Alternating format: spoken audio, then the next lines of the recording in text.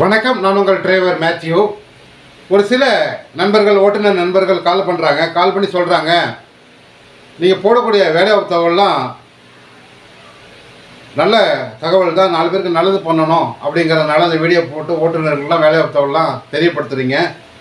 ரொம்ப நல்லது, சந்தோஷமாக இருக்குது. அதே நேரத்தில் சம்பளம் மிக குறைவான சம்பளமாக இருக்குது. நீங்கள் போடக்கூடிய வேலை தகவலில் பெரும்பாலும் சம்பளம் ரொம்ப குறைவாக இருக்குது அப்படின்னு சொன்னாங்க. சரிங்க, சம்பளம் குறைவாக இருக்குன்னு நீங்கள் சொல்கிறீங்க, அதுக்கு நான் என்ன பண்ண முடியும்? எனக்கு கிடைக்கிற தகவலை தான் நான் உங்களுக்கு சொல்கிறேன். நான் ஒன்றும் இந்த ஓனர்கிட்டையும் வந்து குறைவாக சம்பளம் கொடுங்க அப்படின்னு நான் யார்ட்டையும் சொன்னது இல்லையே, இதுக்கு நான் என்ன செய்யணும் அப்படின்னு அவர்கிட்ட கேட்டேன். அப்போ அவர் சொன்னார், இந்த மாதிரி போடக்கூடிய விளம்பரங்கள் கான்டாக்ட் பண்ணி உங்களுக்கு சொல்கிறாங்களே ஓனரு, இந்த மாதிரி டிரைவர் தேவை இருக்குது, உங்களுடைய யூடியூப்பில் போடுங்க, ஃபேஸ்புக்கில் போடுங்க அப்படின்னு உங்களை கான்டாக்ட் பண்ணி தகவல் சொல்கிறாங்க இல்லையா.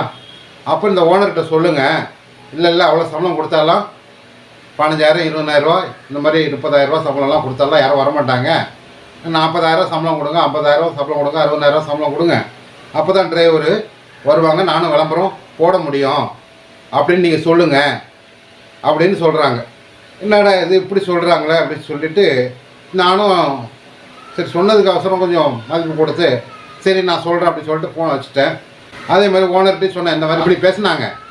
பேசும்போது அவங்க சொல்கிறாங்க, சம்பளம் ரொம்ப குறைவாக இருக்குது, இந்த ஓனர்லாம் விளம்பரம் கொடுக்கறதுக்கு உங்களை கான்டாக்ட் பண்ணுவாங்கள்ல, அப்போ அவங்ககிட்ட சொல்லுங்கள், இந்த மாதிரி சம்பளம் குறைவாக இருக்குதுன்னு சொல்கிறாங்க, இந்த மாதிரி சம்பளம் எதிர்பார்க்குறாங்க அப்படின்னு நீங்கள் சொன்னீங்கன்னா அவங்களுக்கு தெரியும், அதுக்கு தகுந்த மாதிரி நல்ல எக்ஸ்பீரியன்ஸான டிரைவராக நம்ம கொடுக்கலாம் அப்படின்லாம் சொல்கிறாங்க அப்படின்னு அவங்க அவங்க சொல்கிறாங்க. எந்த டிரைவருங்க ஒழுங்காக வேலை பார்க்குறான், எத்தனை நாளைக்கு இருக்கான், கொஞ்ச நாள் வேலை பார்த்துட்டு ஏதாவது குடிச்சிட்டு ஏதாவது போலீஸில் மாட்டிக்கிட்டு செலவு எடுத்து விட்டுடுறான்.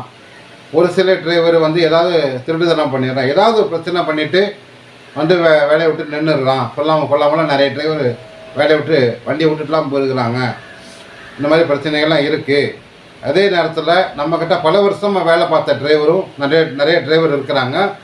அதே மாதிரி டிரைவர்லேயும் வந்து நல்ல ரொம்ப வருஷமாக வேலை பார்த்து நம்பிக்கையான ஆளாக இருந்து இன்றைக்கி நம்ம டிரான்ஸ்போர்ட்லேயே வந்து மேனேஜராக இருக்கிறாங்க, சூப்பர்வைசராக இருக்கிறாங்க, நல்ல சம்பளத்தில் இருக்கிறாங்க, நல்ல வருஷம் போனஸ் வாங்கிட்டு இருக்காங்க. அவங்க குடும்பத்தில் ஏதாவது பண கஷ்டம் அப்படின்னா அந்த பண கஷ்டத்துக்கு தேவையான உதவிகளும் நாங்கள் செஞ்சு கொடுக்குறோம். எத்தனையோ எங்களுடைய டிரான்ஸ்போர்ட்டில் வேலை பார்த்த ஒரு சில டிரைவர்கள் வந்து சூப்பர்வைசர் ஆகி மேனேஜர் ஆகி அதுக்கப்புறமா சொந்தமாக டிரான்ஸ்போர்ட் ஆரம்பித்து நிறைய இடங்களில் வெளியில் வேலை பார்த்தவங்களும் இருக்கிறாங்க. ஒரு வண்டி 2 வண்டி வச்சு ஓனராக போனவங்களும் இருக்கிறாங்க. பெரிய டிரான்ஸ்போர்ட் நிறுவனமாக எங்கள் கம்பெனிலேருந்து போனவங்களே வேறு ஒரு கம்பெனி ஆரம்பித்து நல்லா இருக்கிறாங்கப்பா. அந்த மாதிரி தான் ஒரு தொழிலில் வந்து முன்னேற முடியுமே தவிர வேலைக்கு சேரும் போதே எனக்கு ஒரு சம்பளம் கொடு அப்போ தான் நான் வருவேன்னு கேட்குறேன், எந்த விதத்தில் நியாயம்?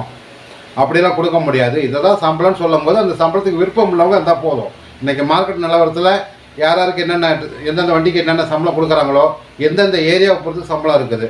ஒரு கிராமமாக இருக்குது, ஒரு அவுட் ஆஃப் ஏரியாவாக இருக்குது, அந்த மாதிரி இடங்கள்லாம் சம்பளம் குறைவாக இருக்கும். ஒரு சிட்டிக்குலன்னா சம்பளம் அதிகமாக இருக்கும். பெரிய வண்டினா ஒரு சம்பளம் இருக்கும், சின்ன வண்டினா ஒரு சம்பளம் இருக்கும், கார்னா ஒரு சம்பளம் இருக்கும் அப்படின்னு ஏகப்பட்ட விஷயங்கள் அவர் வந்து சொல்கிறதுனால அந்த விருப்பப்படுறவங்க மட்டும்தான் அந்த வேலைக்கு வந்து கான்டாக்ட் பண்ணுங்கள், வேறு யாரும் கான்டாக்ட் பண்ண வேண்டாம்னு நீங்கள் அதிலே சொல்லிடுங்க. சம்பளம் தான் கொடுக்க முடியும். அப்படி அவங்க சம்பளம் அதிகமாக எதிர்பார்க்குறாங்கன்னா அவங்க நடந்துக்கிற வேலைக்கு சேர்ந்து அவங்க நடந்துக்கிற விதத்தை பொறுத்து சம்பளத்தை நாங்கள் அதிகப்படுத்தி கொடுக்க முடியும். எடுப்புலாம் கொடுக்குறேன் நாங்கள் ஒத்துக்க முடியாது, அந்த மாதிரி கொடுக்கவும் முடியாது அப்படின்னு சொல்லிட்டாங்க. ஓகேங்களா? அதனால் வேலை தகவல் போடும்போது உங்களுக்கு விருப்பமாக உள்ளவங்க மட்டும் அதை கான்டாக்ட் பண்ணி அந்த வேலை தகவலை பயன்படுத்திக்கோங்க. பயன்படுத்திட்டு வேலைக்கு சேர்ந்து அந்த இடத்துல ஒரு நல்ல பேர் எடுத்து நீங்கள் வந்து மேலும் உயர்ந்து ஒரு நல்ல நிலைமைக்கு வரணும் அப்படிங்கிறத உங்களுக்கு தெரியப்படுத்திக்கிறேன். நன்றி, வணக்கம்.